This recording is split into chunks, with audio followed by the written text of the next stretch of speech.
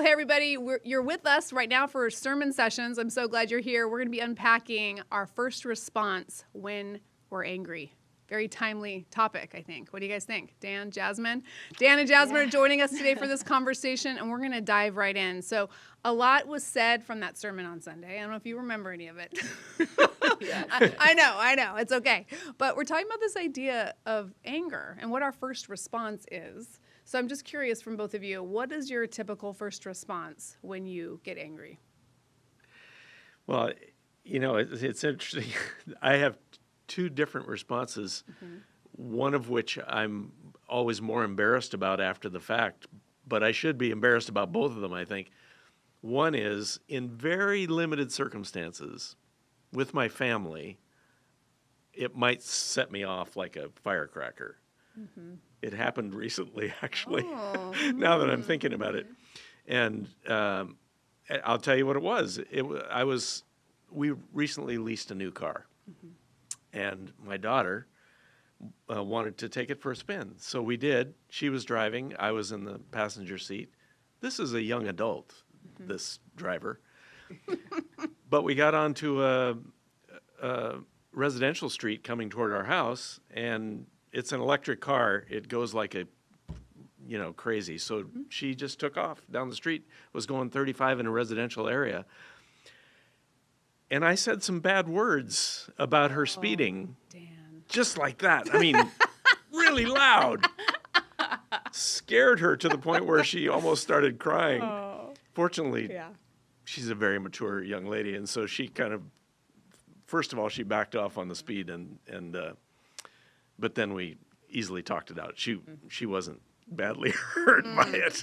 But afterwards, after I thought about it for a while, I went and apologized to her because I said that, I don't apologize for the need to slow down, but for the way I reacted, that was ridiculous. So that was one of those firecracker responses. Mm-hmm.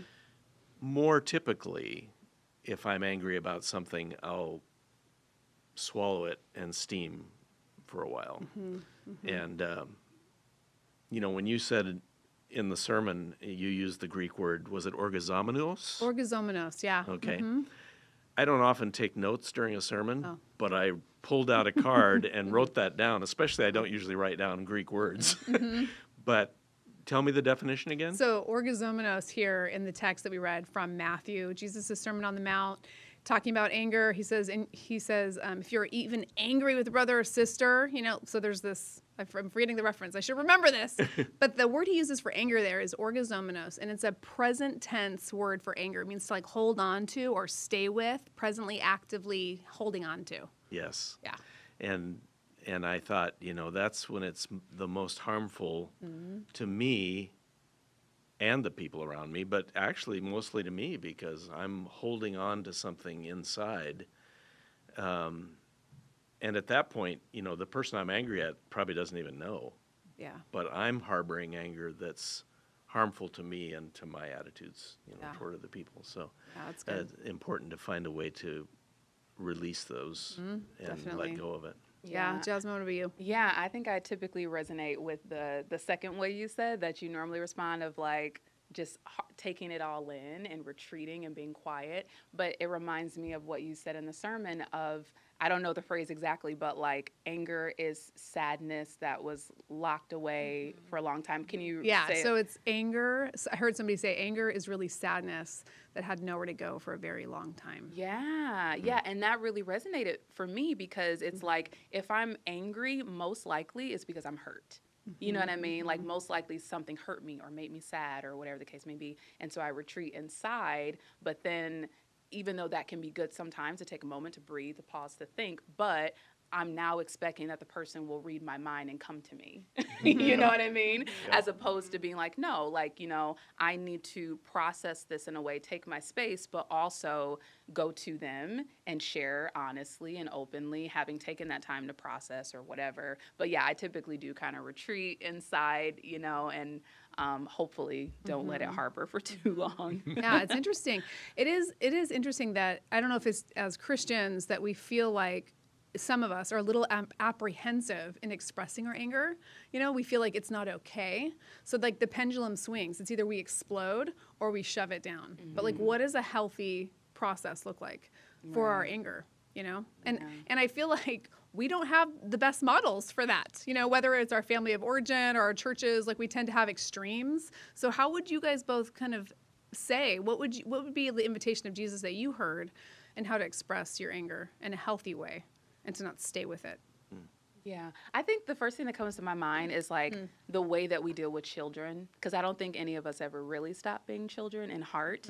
And so it's like in the same way that we would work through something with a child, I think when we experience those extreme emotions, we very easily go back to our childlike selves and how we respond and react. And so I think trying to talk through something with myself like I was a child, because I don't need to make myself feel bad for being angry, like you said, but like, how do I acknowledge that? Right. But then once we get past that moment of like, this is how I feel, how do I make that a productive feeling? And so part of that for me is like Jesus said, like, pray for those who despitefully use you and persecute you, or I forget how he worded it, but that to me is such a key factor, because if I recognize in myself that I can't say any good thing or pray any good thing for somebody who's harmed me or hurt me, that means I'm no longer seeing them as God sees them, because God sees them as their child, beloved. You know what I'm saying? And so like I have to be able to raise my mind back to the mind of Christ, and that process to get there, no need to judge, like however long it takes, but as long as I'm on that road, then I feel like, okay, like we'll get there. We're okay, Yeah. Dan, what about you? Anything Well, come to and I mind? think, this sermon series, even though we didn't put it in the title, of course, what we're trying to say is our first response should be prayer. And I mean, that's a lesson we need to learn over and over again. Also, the fact that God can handle all of our prayers, even if it's to say, God, I'm really angry about this. That doesn't bring judgment down upon us. It allows us to open ourselves to God and allow the healing to come in. So I think the first thing I tell myself is, okay, take a minute, go to the Lord and say, this is how I'm feeling. Help me to see this other person in the same way you see them. And then of course, often it's to seek reconciliation. If there's actually been, especially if there's actually been some outburst, like me shouting at my daughter. But I guess related to this is what happens if we don't respond in that sort of Christ-like way, and that is it becomes holding a grudge is what happens. And it's interesting, the morning that you preached that sermon, I had just heard about a couple of folks in our fellowship who they had been holding something between them, and it was harming a relationship that they needed to work together, and yet there was this grudge being held, and it immediately drew me to that and caused me to pray for them, of course, and to do what I could to encourage them to reconcile with each other. That's so good. Isn't it interesting how hard that can be? It can be so difficult if somebody has hurt you and has maybe done it repeatedly or for years, or there's like a lot of stuff. It can be so hard to go, I've got to move towards them, right? Instead of waiting for them to even come to you sometimes, to be like, we've got to work this out. It's so interesting. I feel like there is something so strong, so loud, so heavy, and that we just have this resistance sometimes. But yet underneath it, don't we know, if we listen, this is the call of Christ. It's the call of reconciliation. That is our mission, right? It's not optional. It's not if you feel like it. Right. It's like, you got to do this. And I also think it's interesting, and I brought this home at the end. It's like, do we ultimately trust what we're saying here? Do we trust in God and Jesus' words here that this will bring life and abundance and healing and freedom? Because you either do or you don't. I either do or I don't. Like, my actions will show that either way. And I think I think the more we practice it, the more it will become like a regular pattern. It'll be this habitual thing that we do, right? And that's the practice of our faith, right? It's like, I've got to do this. So I'm so encouraged to hear that took place that morning, and to see some like healing and reconciliation take place there. One other idea here I want to just touch on, the physicality of anger. So I kind of made a joke. I'm like, yeah, have you ever, I was like, there was a statistic, like 9 out of 10 people receive some kind of relief after screaming into a pillow once a day, according to a statistic I just made up. Yeah. It sounded right. I was like, that sounds right. right. But it's like, there is something to the physical letting go that we have got to do, because there's also a correlation, they've said, to like repressed anger can lead to depression, right? It's like it's in your body, whether you want it or not, so you got to get it out. So if you're really physically active, I have friends who are like ultra marathon runners. They work it out. You do karate, taekwondo, martial arts. Like, you get it out. Do you have a favorite physical way?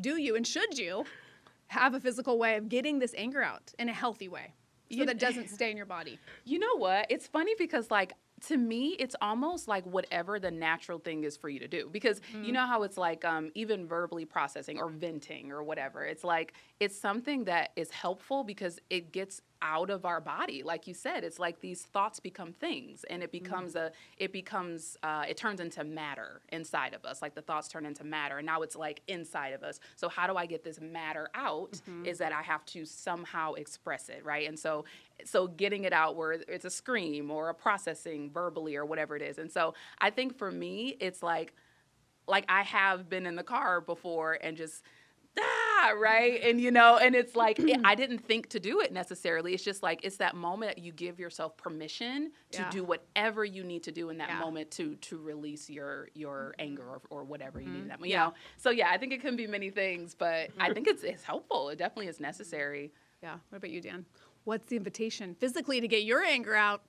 Well, there are certain words Yes. that I don't use in regular conversation that I do use occasionally when I'm Confession is good for the soul. That's right.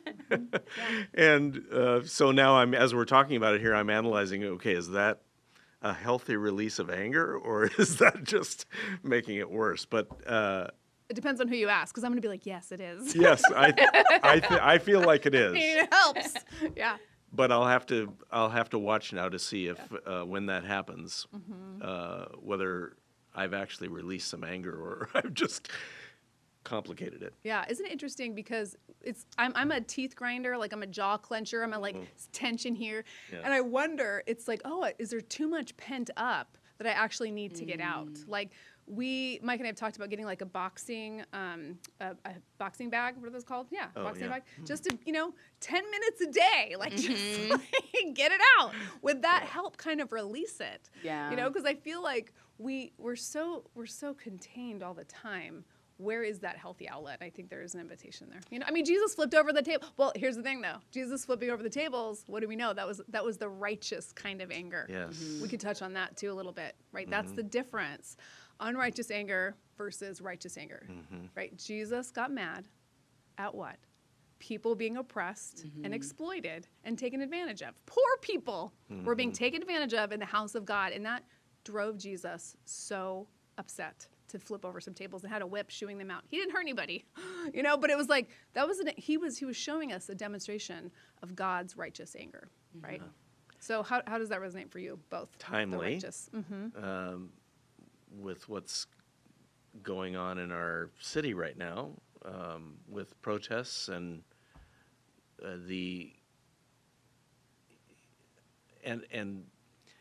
and the way sometimes those protests go wrong, I think is something to be looked at as far as how do we should be expressing anger when we believe that justice is not being served. And I admit I kind of look at myself and say, now, do I just sort of always, what do you call it when you participate in something only mentally but not physically? Like an observer? Like an observer or something else? Anyway. Spectator, yeah. Or am I willing to actually express in meaningful ways a righteous anger when it should be? But on the other hand, is my anger in those kind of situations simply because somebody has a different outlook than I do, a different opinion than I do? Can we figure out ways to have conversations with people that differ from us in productive ways instead of shouting at each other and calling each other names and degrading each other? Which is the contempt that Jesus warns us about. Yes. Right? Which is an interesting conversation there. It's like Jesus says, if you say, you fool, to a brother or sister, right? You're liable to the hell of fire, right? Yes. It's like, whoa, Jesus. Wait, my compassionate Jesus. And here's the thing. It's like, that's how much he cares about the relationship, right? Yes, get angry about things that deserve like your anger, righteous things, right? When justice is being ignored and abused, people are being oppressed and marginalized. And also do it in a way that shows love and kindness, right? Like the attributes of God, slow to anger, abounding in love, you know? So anyway, sorry to cut you off, but No, any you other didn't. thoughts? That completes my thought. It's a good question for us. And period. It is. And you know what? There's so much more that we could talk about with anger. I appreciate you both coming into this little conversation. And friends, thank you for joining us today. We will be back next week, and I think sermon series will continue. No, we have a new one on Acts. So hope you join us then. Thanks for joining us. Bye.